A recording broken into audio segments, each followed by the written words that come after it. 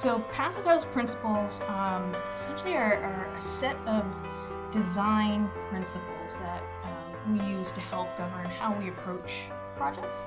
At a pretty high level, they look at things like having a building be as airtight as possible, having good insulation, limiting thermal bridges, and it's really a lot of them are focused on the envelope systems. We want to get the envelope systems to perform as efficiently and effectively as possible, and thereby reduce the loads on mechanical systems. So if the mechanical systems don't have to work as hard, we can reduce energy consumption in buildings. And that's trying to use passive techniques as opposed to active techniques to save energy in buildings.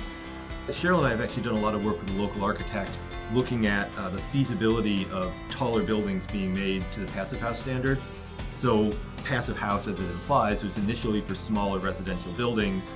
So we've done some feasibility studies to look at, again, not just can we make it work on paper, but for this particular building, what would it take to make this in a passive house?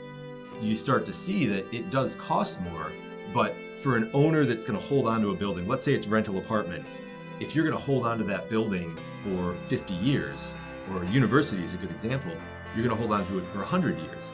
The energy savings really starts to kick in. And if you go to a passive house type standard, all of a sudden, yeah, it's 5% more now, but any projection you do past 5 or 10 years, your savings really starts to dominate.